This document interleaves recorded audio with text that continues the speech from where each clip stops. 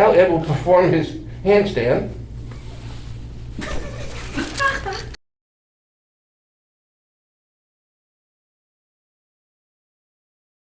$2,022.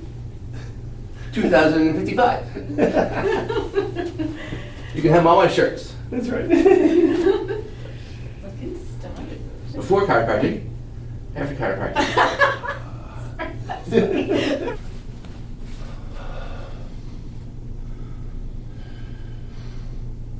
That's looking really good there. Wow. You don't have anything that's really off there. Wow. That's really good. Oh, wow. Dad's gonna beat me up.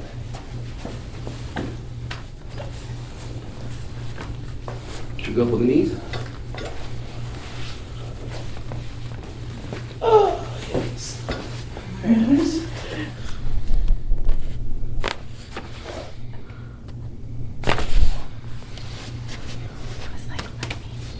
I'm sorry, facing me behind my crib. There we go. Face down. Both down.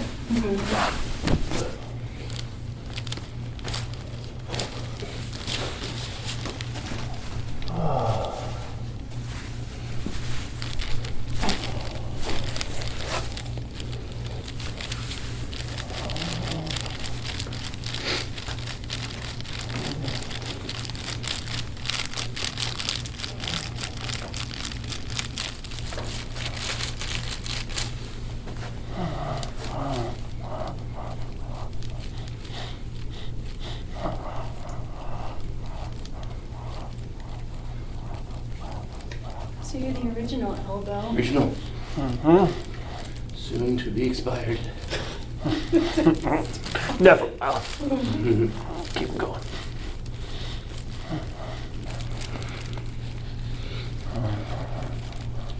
Well, this would be good. You'll have a record of his.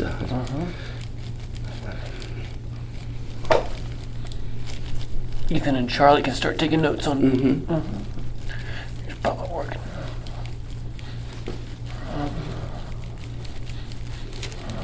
Should we do face smash and lift? No. Yeah. Can do it all. Ready? Yep, I'm ready.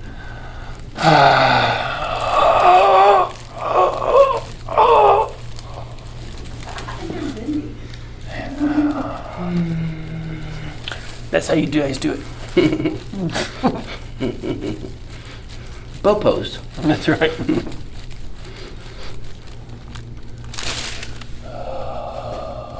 I love you.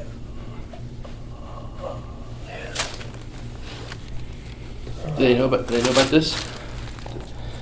Do they know about the Yes, scoliosis. Yeah. scoliosis? Yeah.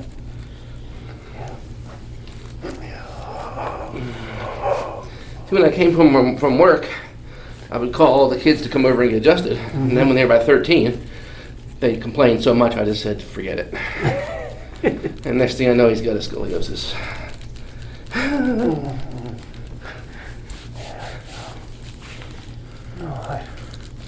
But boy, today you got a bunch of crunchies up here. You're gonna do this more, but you don't like this, do you? You don't like that. That feels better already. Oh, right there.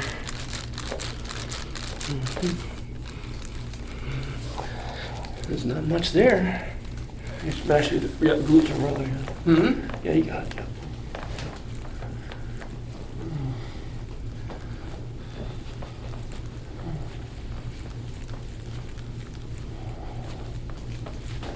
The adjustment is to bring up on this side. That gets rid of that left curvature. Then when he turns on the other side,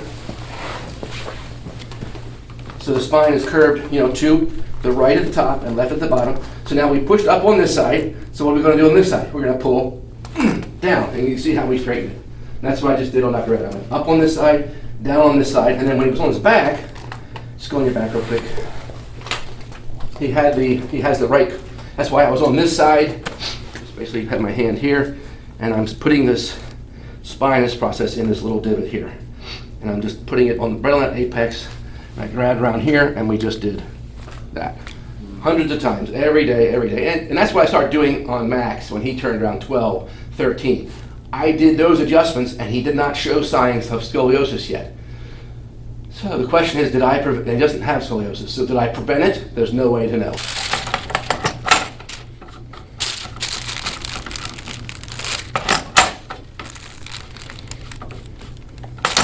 This is called weighing the patient.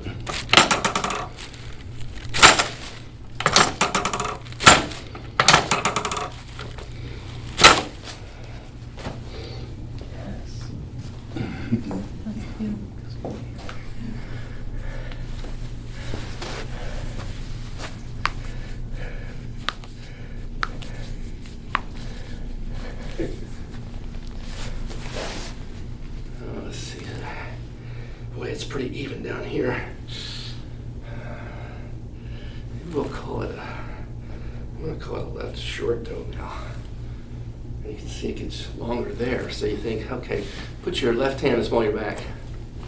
We used to do this technique called activator, and this will get worse if the L5 is moved to the left. It will get worse if you put this hand in the small of the back. So you can push on it there, do a pressure test, and that should lengthen the left leg, which it did, and then it should stop it from getting longer there, which it did there. So you can check. Put your hands down by toward the floor. So you can pressure test these vertebrae. You can push on the right side, and you'll see it get worse. Or if it gets better, then you know you corrected it. So we go there, and you can see we've done a correction, so the leg gets longer. Then you can put your right hand in the small of your back. This tests L4. And then you can do that. And you can get on the whole spine and see the left leg. So it's telling me L4 is bad on the left. And you can pressure test it by pushing on L4. And then it should correct it. It just corrects it temporarily. And you can tell if that's the right thing to do, if you're talking to the cerebellum. Now you put right hand down. Put both hands small of your back. And you're just going up the spine, checking each vertebrae. And it drives you nuts. You do this for 5 years and your neck is sore from looking down. So the leg length is basically just happening down here. It's an extension of what's happening at the pelvis. The legs don't change their length. They're just rocking with what's happening with the pelvis. If this goes back, this leg gets short. If this one goes back, this leg gets shorter down here. The legs don't change their length. They're changing the pelvis is changing, and then the pelvis it reminds me of one of those drills that you drill like that. It's off, so it pivots from here, but the leg bone's here, so the leg gets shorter.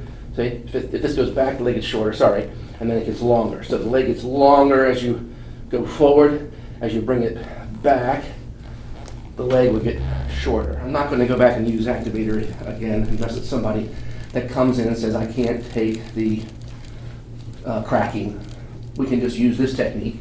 And it is just powerful. I don't know exactly, but probably because we're talking to the master switch up here, and it just is so boring for me to do it.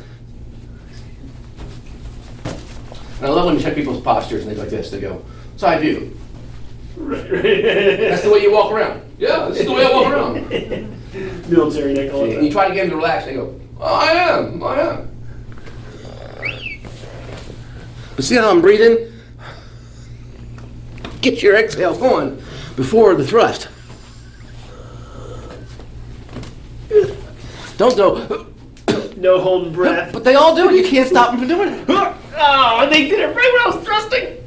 Well, you want side to side or which way? And what they were doing, they were manipulating. But I want to show something. That's nice. See how I got my back arched here? That prevents the lumbar spine from rotating. We're going to do a sacroiliac, the largest joint in the body, adjustment here. This is not a lumbar adjustment. So doctors, please don't move the lumbar spine, but they just grossly manipulate the whole spine with the patient in this position. You're going to rip these discs and damage them. It feels great, but it's wrong. You've got to put the patient into a backward bend, looking up over that way, chin up, and the chin has to be up because you don't want the chin down and give them whiplash in their neck. So you got to have the chin up, rotate around, and then we'll do that. Arch the back. It's just going to be the sacroiliac joint here. This one goes. Wow. Wow. See, that's perfect. That's the way you do it. And the patient should actually help and keep their chin up. If you see a doctor doing this, oh yeah, it doesn't crack. You do it like this, it'll crack Because you're doing it backwards. You're opening up the joints. You're opening all the vertebrae up. You're making it worse. Oh, but it cracked, Doc, and they felt, oh, yeah, felt really good. So you don't touch C5. C5 is worn out in 99% of the patients. Have them go up like this, lean their head over here. Now C5 is protected.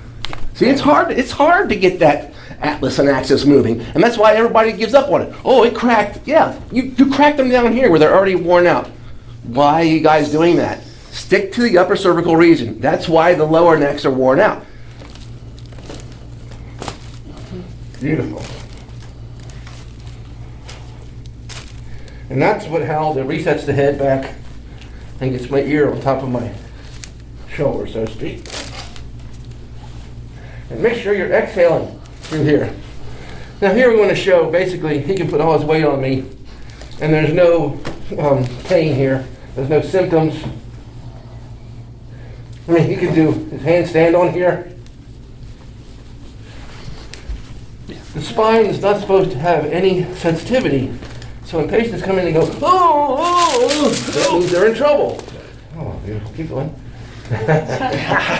Don't stop. Now he's doing my SI joints. It's great. Right, Carlin? Feels great on you. That's so good. Not the side joint.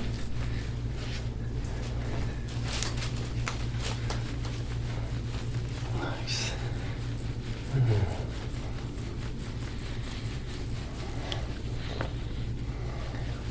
And if these hurt, it tells you there's a problem in there. They should not be inflamed.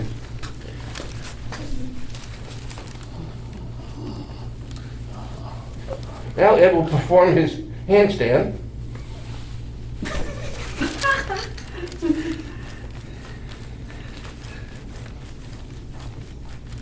You crawl on the table. Don't touch me. I'm not doing this.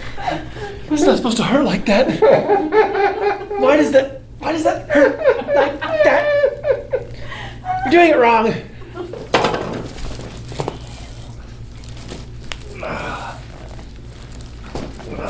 Beautiful. Oh, that's a first. You got it right here. I don't think you've ever done that. He's the best. I'm the best. Here. The best around.